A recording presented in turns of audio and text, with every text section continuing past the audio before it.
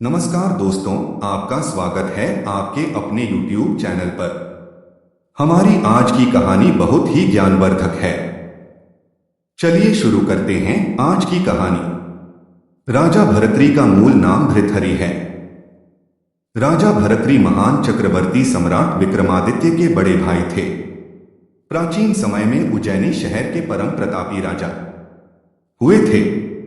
विक्रमादित्य के पिता महाराज गंधर्वसेन थे और उनकी दो पत्नियां थीं। एक पत्नी के पुत्र से विक्रमादित्य और उनकी दूसरी पत्नी के पुत्र थे भृतहरि यानी भर्तृ। भर्तृ विक्रमादित्य से बड़े थे, इसलिए राजा गंधर्वसेन के बाद उज्जैन का राजपाट उनके बड़े पुत्र भर्तृ को प्राप्त हुआ। प्रचलित कथाओं के अनुसार राजा भर्तृ की दो पत्नियां थीं, लेकिन फिर भी उन्होंने पिंगला से तीसरा विवाह किया। रानी पिंगला बहुत ही सुंदर थी और इसी वजह से तीसरी पत्नी पिंगला पर अत्यधिक मोहित हो गए थे। आज की इस कहानी में हम यह जानेंगे कि इसी रानी पिंगला ने कैसे राजा को संन्यास लेने पर मजबूर कर दिया। और गुरु गोरखनाथ जी द्वारा ली गई राजा भर्तृ की परीक्षाएं तो सच में बहुत ही हैरान कर देने वाली है। तो चलिए शुरू करते हैं आज की है रोचक और हैरतअंगेज कहानी। कथाओं के अनुसार प्राचीन समय की बात है, उज्जैन ही नगर में भर्तृ नाम का एक बहुत ही बुद्धिमान, गुणवान और बड़े प्रतापी राजा भर्तृ राज करता था। राजा भर्तृहरि धारक और नीतिशास्त्र के बहुत बड़े ज्ञाता उनकी दो रानियों थीं। एक दिन जब राजा अबे एक घोड़े पर सवार होकर शिकार के लिए जंगल की ओर जा रहे थे तो रास्ते में एक और राज्य आया। राजा भर्तृ जब उस राज्य में से गुजर रहे होते हैं, तभी उन्हें एक बगीचे में एक बहुत ही सुंदर स्त्री बैठी हुई दिखाई देती है। राजा की नजर उस स्त्री पर पड़ती है तो वह राजा के मन को भा जाती है और उसके मन में उस स्त्री से विवाह करने का विचार आता है। राजा भर्तृ अपने घोड़े से उतरकर उस स्त्री के पास जाते हैं और उससे कहते हैं कि सुंदरी, तुम कौन हो और तुम कहां रहती हो। राजा की बात सुनकर वह स्त्री राजा से कहती है कि पहले आप मुझे यह बताइए कि आप कौन हैं और मुझसे यह सब क्यों पूछ रहे हैं। राजा उसे स्त्री कहता है कि सुंदरी, मैं उज्जैनी का राजा हूं। मैं तुम्हारे इस तेजस्वी और आकर्षक सुंदर रूप को देखकर तुम पर मोहित हो चुका हूं और मैं तुमसे विवाह करना चाहता हूं। इसके बाद राजा भर्तृ उससे पूछता है कि क्या तुम मेरे इस विवाह के प्रस्ताव को स्वीकार करोगी। सुंदर स्त्री राजा भर्तृ से कहती हैं कि हे राजन, मैं तुमसे विवाह तो कर सकती हूं, परंतु उससे पहले विवाह के लिए आपको मेरे पिताजी से आज्ञा लेनी होगी, क्योंकि मेरे माता पिता ने मुझे जन्म दिया है और मैं उनकी आज्ञा के विरुद्ध जाकर कोई ऐसा कार्य नहीं करूंगी जिससे मुझे मेरे पूरे जीवन में पछताना पड़े। उस स्त्री की यह बात सुनकर राजा भर्तृ उसकी बात से सहमत हो गए। उस स्त्री के पिता उस राज्य के राजा थे। उसके बाद राजा भर्तृ उस स्त्री के पिता के पास जाते हैं। राजा कहते हैं कि महाराज, मैं इस राज्य के पास वाले राज्य उज्जैनी से आया हूं। मैं वहां का राजा हूं। मैंने जैसे ही अपने राज्य को पार करके आपके राज्य में प्रवेश किया तो मुझे आपकी यह सुंदर और आकर्षक उत्तरी दिखाई दी। आपकी पुत्री को देखकर मैं इससे प्रेम कर बैठा हूं और मैं आपकी पुत्री से विवाह करना चाहता हूं। अगर आपकी आज्ञा हो तो मैं आपकी पुत्री को अपने राज्य की रानी बनाना चाहता हूं। उसके बाद उस स्त्री का पिता यानी वह राजा बहुत सोच विचार करता है और काफी सोच विचार करने के बाद राजा भर्तृ को अपनी पुत्री से शादी करने की इजाजत दे देता है। उसके बाद वह राजा अपनी पुत्री पिंगला और राजा भर्तृ का विवाह करवा देता है। राजा अपनी सुंदर पत्नी पिंगला को लेकर अपने राज्य में आ जाते हैं। उस राजकुमारी से विवाह करके मैं बहुत खुश होते हैं, क्योंकि उसके जैसी सुंदर स्त्री उसके राज्य में और कोई नहीं थी। राजा भर्तृ अपनी पत्नी की सुंदरता को देखकर अपने आप को बहुत भाग्यवान समझने लगे। राजा अपनी इस तीसरी पत्नी पर काफी मोहित थे। वे उस पर अंधा विश्वास भी करते थे। राजा भरथरी अपनी पत्नी के मुंह में पड़कर राज्य के प्रति अपने कर्तव्य को भी भूल गए थे। ऐसे ही कुछ दिनों बीत जाते हैं। राजा भरथरी अपनी आकर्षक और सुंदर पत्नी पर मोहित होने के कारण ठीक से अपने राजकाज के कार्यों पर भी ध्यान नहीं दे पाता था। इस तरह धीरे धीरे समय निकलता गया और कुछ वर्ष बीत गए।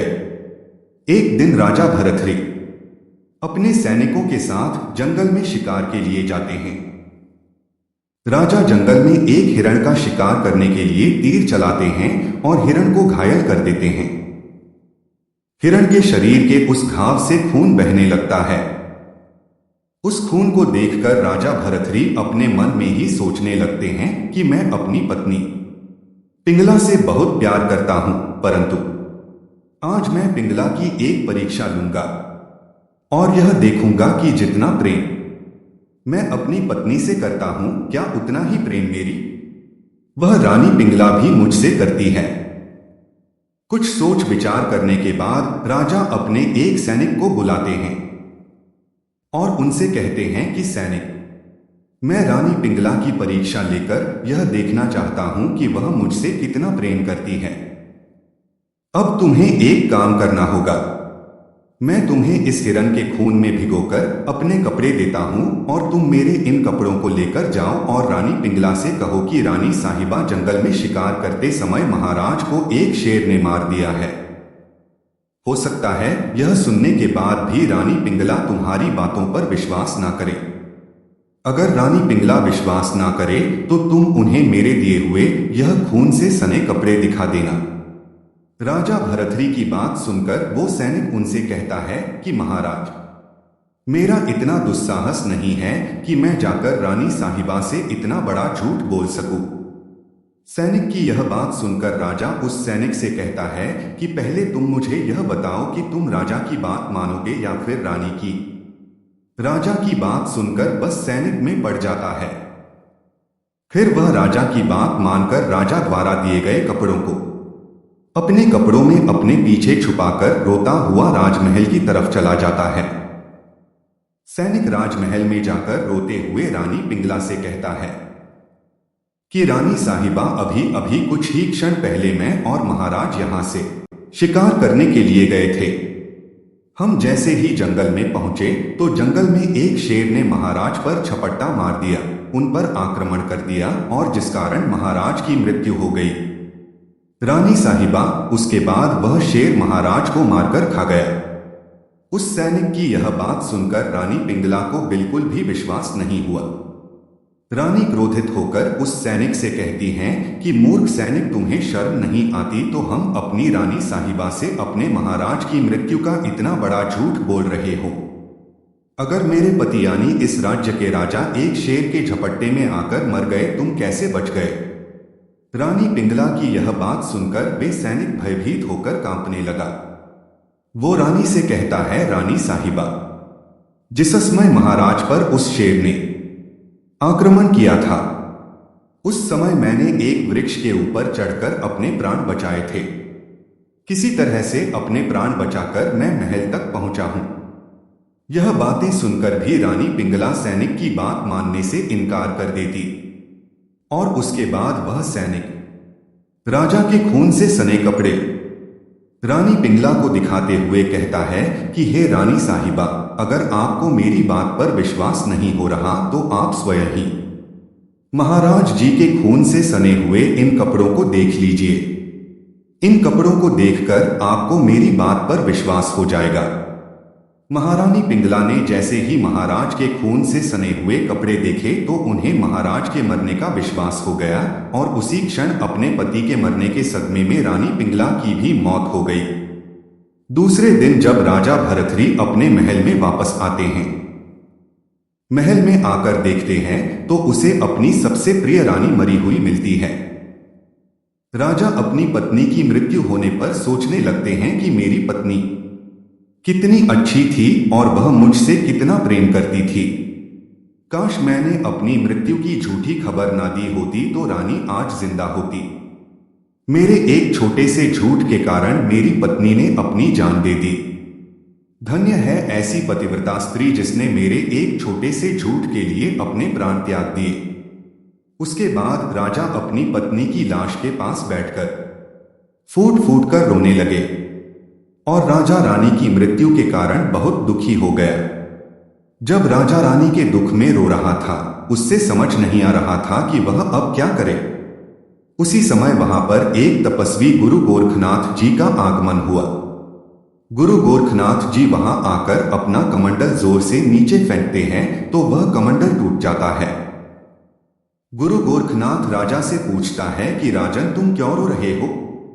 उसके बाद राजा उस साधु महाराज से कहते हैं कि महाराज, मैं अपनी पत्नी से बहुत प्रेम करता था, परंतु मैं अपनी पत्नी की परीक्षा लेना चाहता था कि जितना प्रेम मैं अपनी पत्नी से करता हूं, क्या उतना ही प्रेम मेरी पत्नी भी मुझसे करती है। और इसके चलते मैंने एक छोटा सा झूठ बोला था और उस झूठ के कारण ही मेरी पत्नी ने अपने आप को मृत्यु का भोग बना लिया। अब मैं अपनी पत्नी की इस पतिव्रता को देखकर रो रहा हूं। गुरु गोरखनाथ जी राजा से कहते हैं कि अब इनकी मृत्यु का शोक करने का कोई फायदा नहीं है। वह अपने कमंडल की ओर इशारा करके कहते हैं कि देखो राजन, जिस प्रकार मेरा यह टूटा हुआ कमंडल पहले जैसा नहीं बन सकता, उसी प्रकार अब तुम्हारी रानी भी जिंदा नहीं हो सकती। राजा गुरु गोरखनाथ जी से कहते हैं, गुरु जी आप ही कुछ करें, आप चाहें तो मेरी रानी को जीवित कर सकते हैं। राजा भरथरी को अपनी बात ना मानता देखकर गुरुजी कहते हैं कि अगर तुम चाहो तो मैं तुम्हारी इस पत्नी को भी जिंदा कर दूंगा, परंतु इसके लिए मेरी एक शर्त है। राजा ने जैसे ही गोरखनाथ जी के मुख से इस बात को सुना कि वह साधु महाराज उसकी पत्नी को जिंदा कर सकते हैं, उसी समय वह राजा गुरुजी के पैरों में पड़ गया और उनसे कहने लगा कि है गुरुजी, आप ही मेरे दाता हो, आप ही मेरे विधाता हो, आप मेरी पत्नी को फिर से जिंदा कर दीजिए, आपका बहुत एहसान होगा। गोरखनाथ जी कहते हैं, मैं आपकी पत्नी को जीवित तो कर दूंगा और मेरी एक शर्त है, तुम्हें मेरी यह शर्त पूरी करनी होगी, उसके बाद मैं तुम्हारी पत्नी को जिंदा कर दूंगा। जब राजा उम्रकारास जी से उस शर्त के बारे में पूछता है तो गुरु गोरखनाथ जी कहते हैं कि अगर आपके राज्य में कोई भी व्यक्ति मेरे इस कमंडल के जैसा कमंडल बना दे तो मैं तुम्हारी पत्नी को फिर से जीवित कर दूंगा। गोरखनाथ जी की यह बात सुनकर राजा अपने राज्य के सभी कारीगरों को महल में बुलाता है और उन्हें गुरु जी के एक मंडल जैसा कमंडल बनाने का आदेश देता है। साथ ही राजा घोषणा भी करता है कि जो भी कारीगर गुरुजी के कमंडल के जैसा कमंडल बनाएगा उसको मैं अपने राज्य का आधा हिस्सेदार बना दूंगा। राजा की यह घोषणा सुनकर सभी कारीगरों ने आधार आज या पाने की लालच में सुंदर सुंदर कमंडल बनाए, पर किसी भी कारीगर द्वारा उन गुरुजी के कमंडल जैसा कमंडल नहीं बना। यह देखकर गोरखनाथ जी बना कर देते हैं तो वह राजा गुरु गोरखनाथ जी के चरणों में गिर पड़ता है और गोरखनाथ जी से विनती करते हुए कहता है कि गुरु जी, हम आपकी ये शर्त तो पूरी नहीं कर पाए, हम इसमें विफल रहे, परंतु आप मेरी पत्नी को फिर से जिंदा कर दीजिए, मैं आपका एहसान जिंदगी भर नहीं भूलूंगा।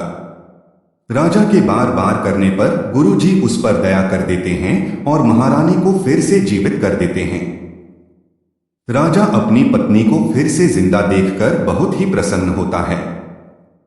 गुरु गोरखनाथ जी वहां से अंतर्ध्यान हो जाते हैं तो वह राजा इसे एक चमत्कार मानने लगा। उस दिन के बाद राजा अपनी पत्नी पर कई गुना ज्यादा भरोसा करने लगा और अपनी पत्नी से पहले से भी ज्यादा प्रेम और विश्वास करने लगा। वह राजा अपनी पत्नी के प्रेम में इतना खो गया कि अपने राजकाज का सारा काम छोड़ बैठा और अपना पूरा समय अपनी पत्नी के साथ गुजारने लगा। राजा भरथरी का एक छोटा भाई था जिसका नाम विक्रम था। राजा भरती के इस तरह के व्यवहार को देखकर राजा का छोटा भाई विक्रम बहुत परेशान रहने लगा। वह राजा को यह भी समझने लगा कि भैया, आप मेरे बड़े भ्राता हैं और इस राज्य के राजा भी हैं। आपका कर्तव्य है इस राज्य की रक्षा करना है, परंतु आप एक स्त्री के मोह में पड़ चुके हैं। आपको उस स्त्री के अलावा और कुछ दिखाई नहीं दे रहा है। विक्रम इस तरह की बातें अपने भाई को बार बार समझाता, परंतु वह राजा अपनी पत्नी के मुंह में इतना खो गया था कि उसे कुछ भी समझ नहीं आ रहा था। एक दिन राजा का छोटा भाई विक्रम अपने मस्तबल में जाता है। वहां पर कुछ घोड़े उसे बहुत ही कमजोर दिखाई पड़ते हैं। विक्रम उस सैनिक से मिलता है जो उनका ध्यान रखता था और उससे कहता है कि इन घोड़ों को ठीक तरह से भोजन भी खिलाते हैं, फिर भी यह सभी घोड़े दिन ब दिन कमजोर क्यों होते जा रहे हैं? मैं यह कई दिनों से देख रहा हूं, परंतु प्रत्येक घोड़ा कमजोर होता जा रहा है। ऐसा क्यों हो रहा है? उसके बाद वो सैनिक राजा के छोटे भाई विक्रम को बताता है कि महाराज, मैं आपको सच्ची बता देता हूं, यह घोड़े दिन भर दिन इसलिए सूखते जा रहे हैं क्योंकि हमारी जो रानी साहिबा हैं वह रात्रि के 2 बजे इनमें से कोई एक घोड़ा चुनती है और उस घोड़े पर बैठकर ना जाने कहाँ जाती है, और सुबह होने पर ब्रह्मा मुहूर्त में घोड़े को तेज गति से भागते हुए लाती है, जिसकी वजह से थोड़े आकर सीधा गिर जाते हैं। इस तरह से ये सभी घोड़े धीरे धीरे कमजोर होते जा रहे हैं। राजा का छोटा भाई विक्रम सैनिक से यह बात सुनता है तो वह आश्चर्यचकित रह जाता है कि आखिर मेरी भाभी इतनी रात को कहां जाती है। यह बात सोच सोच कर वह बहुत परेशान होने लगा। उसके बाद विक्रम उस सैनिक से कहता है कि आज रात्रि के समय तुम यहां पर मत रहना। आज रात्रि में तुम्हारी जगह घोड़ों के पास मैं रहूंगा, घोड़ों की रखवाली मैं करूंगा। आज मैं देखता हूं कि आखिर मेरी भाभी कहां जाती है और क्यों जाती है। उसके बाद राजा के छोटे भाई विक्रम ने उस सैनिक को वहां से जाने का आदेश दे दिया और स्वयं उन घोड़ों की देखभाल करने लगा। जैसे ही रात्रि के 2 बजते हैं तो राजा का छोटा भाई विक्रम देखता है कि उसके भाई की पत्नी आती है और उन घोड़ों में से एक फुर्तीला घोड़ा ढूंढकर उसके ऊपर बैठती है, और जैसे ही जाने लगती है विक्रम उसके घोड़े के सामने आ जाता है और अपनी भाभी को जाने से रोक लेता है। तो रानी विक्रम से कहती हैं कि देवर जी, आप मेरे रास्ते के बीच में क्यों आए हो? भाभी की बात सुनकर विक्रम उनकी किसी भी बात का कोई जवाब नहीं देता और उनसे सीधा एक ही सवाल पूछता है कि पहले आप मुझे यह बताइए कि आप इतनी रात को किससे मिलने जा रही हो। विक्रम की यह बात सुनकर रानी हड़बड़ाए जाती है। घबराहट के मारे उसे पसीना आने लगता है, फिर भी वह विक्रम को कुछ नहीं बताती। रानी की चुप्पी देखकर विक्रम समझ जाता है तो यह कहीं ना कहीं तो किसी से मिलने जा रही है। यह मेरे भाई और इस राज्य के राजा को धोखा दे रही है। विक्रम को देखकर रानी घोड़े से उतर जाती है और अपने महल में वापस जाकर सो जाती है। परंतु जैसे ही वह सुबह जल्दी उठती है तो वह रानी सोचने लगती है कि आज मेरे देवर जी ने मुझे जाते हुए पकड़ा है और वह मुझ पर भी शक कर रहे हैं। जैसे ही सुबह होगी तो मेरे देवर विक्रम अपने बड़े भाई यानी मेरे पति को सारी बातें बता देगा। वह उन्हें सारी बातें बताए तो क्यों ना उससे पहले मैं कुछ ऐसा करूं जिससे विक्रम की किसी भी बात का मेरे पति पर कोई भी असर ना पड़े। उसे यही ठीक लगता है। और उसके बाद वह रानी अपने प्रिय चरित्र को दिखाने लगती है। राजा भरथरी के उठने से कुछ समय पहले रानी अपने बालों को खोल देती है। वह अपने कपड़ों को भी फाड़ लेती हैं और कक्ष में जमीन पर लेट जाती है। जैसे ही राजा नींद से उठकर खड़ा होता है तो मैं देखता है कि रानी जोर जोर से रो रही है। राजा भरथरी रानी से कहता है कि ये प्रिय, आखिर तुम नीचे क्यों पड़ी हो और तुम क्यों रो रही हो? तुम्हारे इन कपड़ों को किसने फाड़ा है? तब रानी चालाकी के साथ आंसू बहाते हुए अपनी बात कहती है कि मैं तुम्हें क्या बताऊं, तुम्हारे भ्राता तुम्हारे छोटे भाई विक्रम ने आज मेरी इज्जत पर हाथ डाला है। वो जैसी पतिव्रता स्त्री पर अपनी गंदी निगाह डाली है। एक छोटे से झूठ के कारण उस रानी ने राजा के लिए अपनी जान भी दे दी थी। इसलिए राजा अपनी रानी पर पूर्ण विश्वास करता था। राजा को उसकी बात पर विश्वास भी हो जाता है। राजा भरथरी जैसे ही इस बात को सुनता है तो वह अपने छोटे भाई विक्रम को बुलाता है और उसे जो जोर जोर से डांटने लगता है। उसे इसकी सजा देने की बात करता है। फिर राजा सोचता है कि यह मेरा छोटा भाई है, इसलिए इसे मृत्युदंड देना तो अच्छा नहीं रहेगा। राजा अपने छोटे भाई विक्रम को कहता है कि विक्रम, तुमने आज अपनी मां सामान भाभी के साथ बहुत गलत किया है, इसलिए मैं तुम्हें यह सजा देता हूं कि आज से तुम इस राज्य से दूर चले जाओ। अपने जीवन में कभी भी तुम इस राज्य में वापस लौटकर मत आना। विक्रम जब अपने बड़े भाई के मुंह से यह आदेश सुनता है तो उनके आदेश का पालन करता है और वह वहां से दूर चला जाता है। परंतु जाते जाते विक्रम अपने बड़े भाई से कहता है कि मैं यहां से जा तो रहा हूं, लेकिन जाने से पहले मैं आपसे एक बात कहता हूं कि तुम अपनी जिस पतिव्रता पत्नी पर इतना मोह दिखा रहे हो, इससे बचकर रहना। इतना कहकर विक्रम उस राज्य को छोड़कर चला जाता है। उसके जाने के बाद रानी बहुत ज्यादा खुश हो जाती है। अब उसे किसी प्रकार का भय नहीं था। उस रात फिर से रानी उस पुरुष से मिलने के लिए जाती है जिस पुरुष से मिलने में पहले गाया करती थी।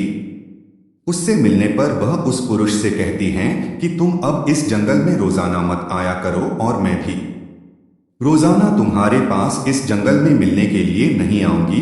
हम एक काम कर सकते हैं, तुम ऐसा करो, कल सुबह राजमहल में आओ। राजमहल के अंदर आकर तुम मेरे पति यानी महाराज से महल में नौकरी के लिए आवेदन करना और उसके बाद तुम महल में ही रहना। जब तुम महल में रहोगे तो हमारी रोजाना ही मुलाकात होगी। उस पुरुष से यह कहकर वे रानी वापस महल में आ जाती है और फिर जैसे ही सुबह होती है तो रानी का वह प्रेमी महल में आता है। राजमहल में आकर राजा भरथरी से निवेदन करने लगता है कि हे राजन, मैं आपके पास के राज्य के नगर से आया हूं और मेरे घर में एक बूढ़ी मां है। वह बहुत बीमार है और मुझे कहीं कुछ काम नहीं मिल पा रहा है। आप मेरी मदद कर देते तो मेरा घर का गुजारा भी चल जाता। मैं अपनी बूढ़ी मां का ठीक से ख्याल रख पाता। वह रानी थी, वहीं बैठी बैठी उसकी बातें सुन रही होती है। उसकी बातें सुनकर मन ही मन बहुत प्रसन्न होने लगती है। उसके बाद राजा भरथरी उसकी इस स्थिति को देखकर उसे अपने महल में काम करने का आदेश दे देता है। रानी के उस प्रेमी का नाम अश्वसेन था। अब अश्वसेन राजा का आदेश पाकर महल में काम करने लगा। जैसे ही रानी राजा से नजारे छुपाकर कुछ पल के लिए दूर होती तो रानी अपने उस प्रेमी अश्वसेन से मिल लेती और इस तरह काफी समय तक चलता रहा। रानी अपने पति की आंखों में धूल झोंक रही थी और राजा को इस बात का बिल्कुल भी पता नहीं था, क्योंकि राजा अपनी पतिव्रता पत्नी से बहुत प्रेम करता था, उसे बहुत ही पवित्र माना करता था। राजा भरथरी को यह पता नहीं था कि जिसको वह इतना प्रेम करता है वह उसी की आंखों में धूल झोंक रही है। उसके बाद एक दिन राजा फिर शिकार करने के लिए जंगल में जाता है। जैसे ही राजा जंगल में प्रवेश करता है तो राजा को जंगल में वही संत तपस्वी गुरु गोरखनाथ जी दिखाई देते हैं जिन्होंने रानी को जिंदा किया था। गुरु गोरखनाथ जी को देखकर राजा उनके पास जाते हैं, प्रणाम करके आशीर्वाद लेने लगते हैं तो गुरुराज जी राजा के मुख की तरफ देखते हुए कहते हैं कि हे राजन, मैं तुम्हारे इस तेजस्वी चेहरे को देखकर, तुम्हारे इस आकर्षक लुक को देखकर बहुत ही परेशान हूं और तुम बहुत ही भोले स्वभाव के हो, इसलिए लोग तुम्हें बेवकूफ बनाते हैं। राजा द्वारा उचित आदर सत्कार के कारण तपस्वी अति प्रसन्न थे। प्रसन्न होकर गुरु गोरखनाथ जी ने राजा को एक अमर फल दिया और कहा कि तुम इस फल को ग्रहण करो या खाने से तुम सदैव जवान बने रहोगे, कभी बुढ़ापा नहीं आएगा, सदैव सुंदरता बनी रहेगी। राजा उस फल को गुरु गोरखनाथ से ले लेते हैं। यह चमत्कारी फल देकर गुरु गोरखनाथ जी वहां से चले गए। फल को लेकर राजा सोचने लगते हैं कि अमर होकर मैं क्या करूंगा, मुझे जवानी और सुंदरता की क्या आवश्यकता है, क्योंकि राजा अपनी पत्नी पर अत्यधिक मोहित थे अतया उन्होंने सोचा कि मेरी पत्नी मुझसे बहुत प्रेम करती है, क्योंकि मेरी पत्नी ने मेरे एक बार झूठ बोलने पर मेरे लिए अपनी जान दे दी थी। इसलिए इस फल को मुझे अपनी पत्नी को खिलाना चाहिए। मेरी पत्नी को ही अमर होना चाहिए। यदि मैं इस फल को खा लेगी तो मैं सदैव सुंदर और जवान बनी रहेंगी। उसके बाद वह राजा गुरु गोरखनाथ द्वारा दिए गए फल महल में आकर अपनी पत्नी को दे देते हैं और उनसे कहते हैं कि रानी, तुम इस फल को खाओ, या फल अगर तुम खा लोगी तो तुम हमेशा के लिए अमर हो जाओगी, तुम्हारी मृत्यु भी कभी नहीं होगी। यह कहकर राजा उस फल को रानी को दे देता है और वहां से चला जाता है। रानी पिंगला भरथरी पर नहीं बल्कि उस राज्य के कोतवाल पर बहुत ही यह बात राजा नहीं जानते थे। राजा से उस फल को लेकर रानी सोचती है कि इस चमत्कारी फल उठाकर मैं क्या करूंगी, मैं अमर होकर क्या करूंगी, क्योंकि मैं तो अपनी जान से ज्यादा प्रेम अपने प्रेमी कोतवाल से करती हूं। इसलिए इस फल को मेरे कोतवाल अश्वसेन को ही खाना चाहिए और उसे ही अमर होना चाहिए। उसके बाद रानी उस फल को अपने प्रेमी कोतवाल को दे देती है। वह कोतवाल एक वेश्या से प्रेम करता था। जैसे ही कोतवाल उस चमत्कारी फल को अपने हाथ में लेता है तो कोतवाल सोचने लगता है कि आखिर मैं अमर होकर क्या करूंगा, मुझे इस फल को नहीं खाना चाहिए। वो सोचता है कि मुझे इस फल को अपनी प्रेमिका उस वेश्या को देना चाहिए जिससे मैं बहुत प्यार करता हूं। उसके बाद वह कोतवाल उस फल को उस वेश्या को देने चला जाता है और जाकर उससे कहता है कि तुम इस फल को खा लेना, क्योंकि यह बहुत चमत्कारी फल है। इस फल को खाते ही तुम हमेशा के लिए अमर हो जाओगी, तुम्हारी मृत्यु कभी नहीं होगी। यह कहकर कोतवाल अपनी प्रेमिका को वह फल दे देता है और वहां से चला जाता है। उसके जाने के बाद वो वैश्य उस चमत्कारी फल को देखकर सोचने लगती है कि आखिर इस फल को खाकर मैं क्या करूंगी, क्योंकि अमर होकर मैं कौन सी सिद्धि हासिल कर लूंगी, मुझे नर्क समान जीवन से मुक्ति नहीं मिलेगी। इस फल की सबसे ज्यादा जरूरत हमारे राजा को है। इस फल को मुझे इस राज्य के राजा को देना चाहिए, क्योंकि वह इस राज्य के पालक है, सबका ध्यान रखते हैं। राजा हमेशा जवान रहेंगे तो लंबे समय तक प्रजा को सभी सुख सुविधाएं देते रहेंगे। इसलिए इस चमत्कारी फल के सही हकदार वही है। उस वैश्य को यह बात नहीं पता थी कि यह फल एक संत महात्मा ने उस राजा भरथरी को ही दिया था और राजा भरथरी ने उस फल को अपनी पत्नी पिंगला को दिया था। उसके बाद उस फल को रानी पिंगला ने अपने प्रेमी कोतवाल को दिया था और कोतवाल ने उस फल को अपनी प्रेमिका उस वेश्या को दिया था। उस फल को देखकर वैश्य यही सोच रही थी कि इस फल को मुझे अपने राजा को दे देना चाहिए।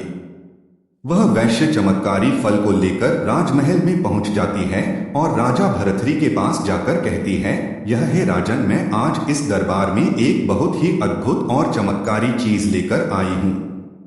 राजा ने उससे पूछा कि ऐसी कौन सी चीज है, तो वैश्य कहने लगती है कि महाराज, आज मैं एक ऐसा फल लेकर आई हूं जो फल बहुत ही चमत्कारी है। इस फल को खाने के बाद मनुष्य कभी बूढ़ा नहीं होता है और ना ही उसकी कभी मृत्यु होती है, वो अमर हो जाता है।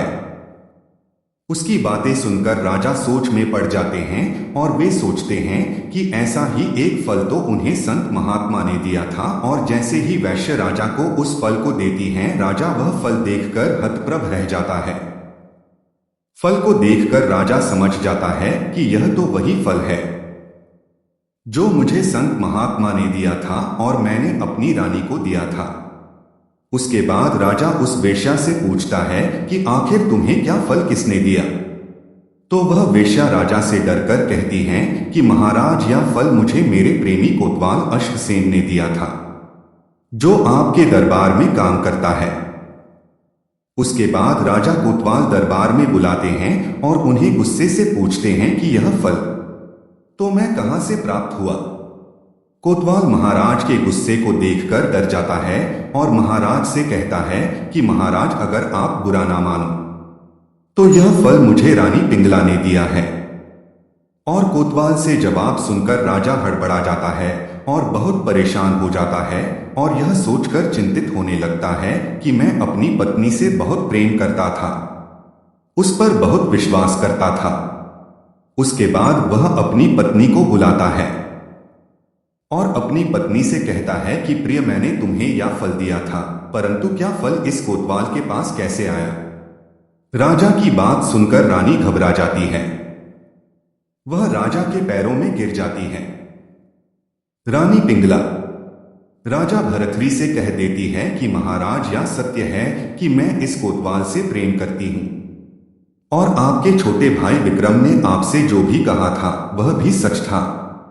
रात्रि के 2 बजे मैं इसी कोतवाल से मिलने के लिए जाती थी। ये सारी बातें सुनकर राजा बहुत पश्चाताप करने लगता है।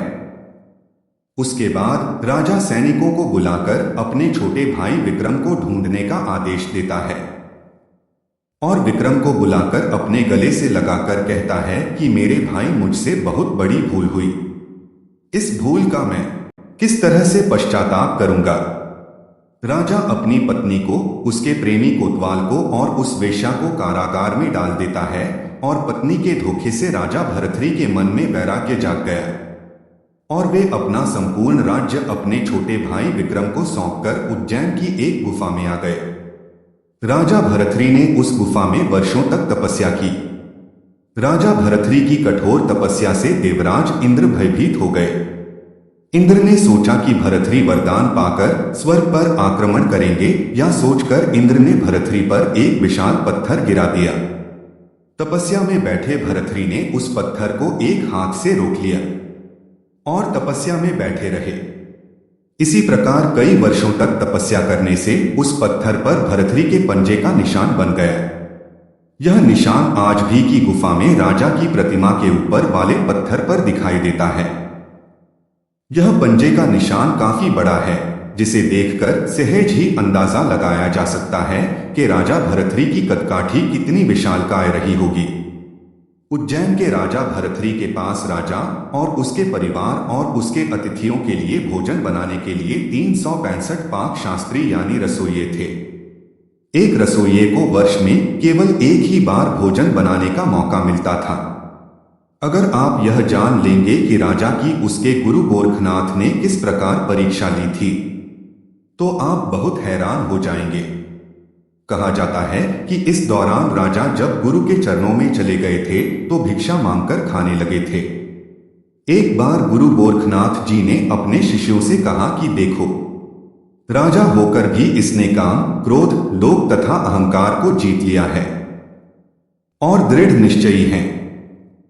शिष्यों ने कहा, गुरु जी, ये तो राजाधिराज हैं, इनके यहाँ 365 तो बावर्ची रहते थे। ऐसे भोग विलास के वातावरण में से आए हुए राजा कैसे काम, क्रोध, लोभ रहित हो गए? अपने शिष्यों की यह बात सुनकर गुरु गोरखनाथ जी ने भरथरी से कहा, भरथरी जाओ, भंडारे के लिए जंगल से लकड़ियां लेकर आओ। राजा भरथरी नंगे पैर गए। जंगल से लकड़ियां एकत्रित करके सिर पर बोझ उठाकर ला रहे थे। गोरखनाथ जी ने दूसरे शिष्यों से कहा कि जाओ, उसको ऐसा धक्का मारो कि बोझ गिर जाए। चले गए।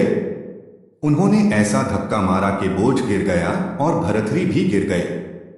भरथरी ने बोझ उठाया, लेकिन ना चेहरे पर शिकन, ना आंखों में आग के गोले, ना होंठ फटके। गुरु जी ने से कहा, देखा ने क्रोध को जीत लिया है। शिष्य बोले, गुरु जी, अभी तो और भी परीक्षा लेनी चाहिए। थोड़ा सा आगे जाते ही गुरुजी ने शक्ति से एक महल रच दिया। गोरख राजी भरथरी को महल दिखा रहे थे। सेवक और युवतियां नाना प्रकार के व्यंजन आदि से उनका आदर सत्कार करने लगे। भरथरी युवतियों को देखकर काम ही भी नहीं हुए और उनके नखरों पर क्रोधित भी नहीं हुए, चलते ही गए। गोरखनाथ ने शिष्यों से कहा, अब तो तुम लोगों को विश्वास हो ही गया है कि भरथरी ने काम, क्रोध, लोभ आदि को जीत लिया है। शिष्यों ने कहा, गुरुदेव, एक परीक्षा और लीजिए। गोरखनाथ जी ने कहा, ठीक है। उसके बाद उन्होंने भरथरी को बुलाया और कहा कि भरथरी, हमारा शिष्य बनने के लिए परीक्षा से गुजरना पड़ता है। जाओ, तुमको 1 महीना मरुभूमि में नंगे पैर पैदल यात्रा करनी होगी। भरथरी अपने निर्दिष्ट मार्ग पर चल पड़े। पहाड़ी इलाका लांघते लांघते राजस्थान की मरुभूमि में पहुंचे। तपती बालू, कड़ाके की धूप, और उसमें में पैर रखो तो बस चल जाए। एक दिन, 2 दिन यात्रा करते करते 6 बीत गए।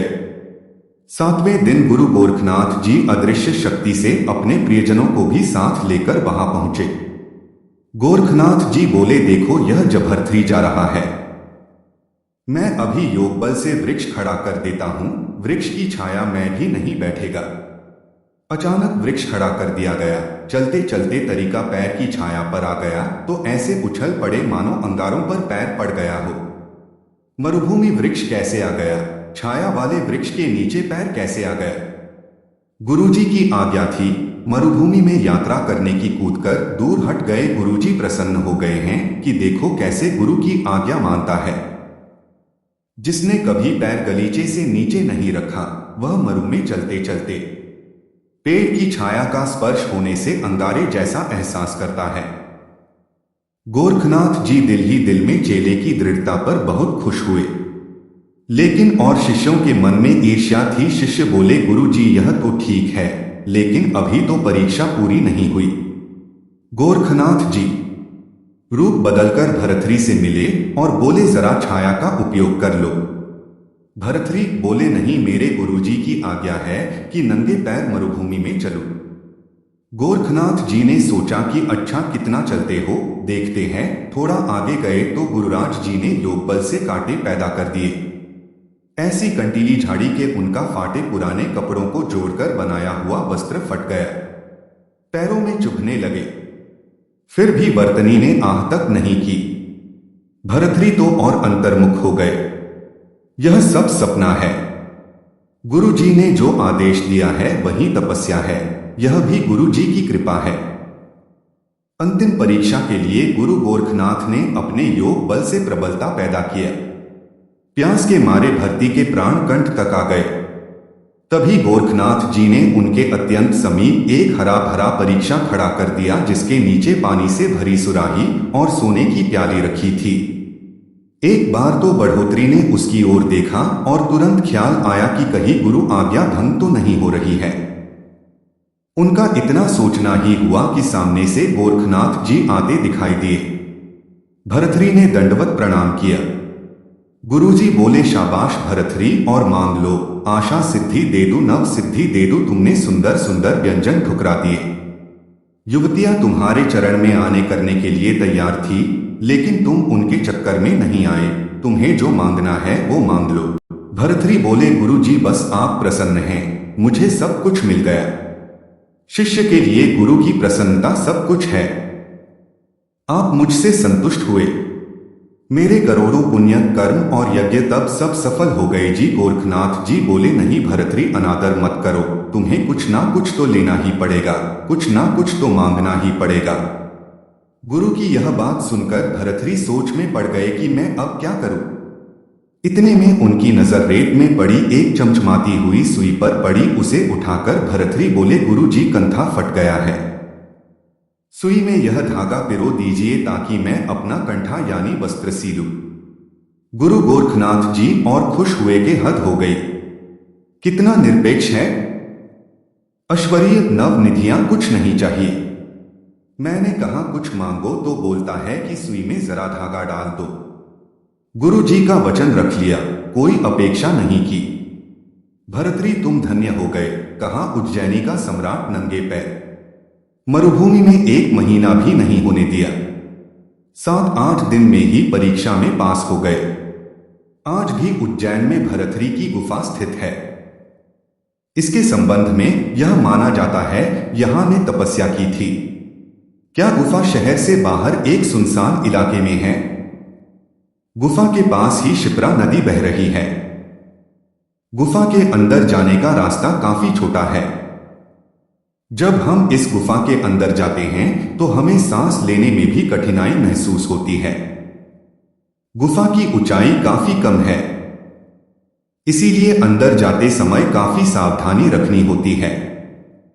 यहां पर एक गुफा और है, जो कि पहले गुफा से छोटी है। यह गोपीचंद की गुफा है। जो कि भरथरी का भतीजा था। यहाँ प्रकाश भी काफी कम है, गुफा में अंधेरा दिखाई देता है। यहाँ की छत बड़े बड़े पत्थरों के सहारे टिकी हुई है। गुफा के अंत में राजा भरथरी की प्रतिमा है और उस प्रतिमा के पास ही एक और गुफा का रास्ता है।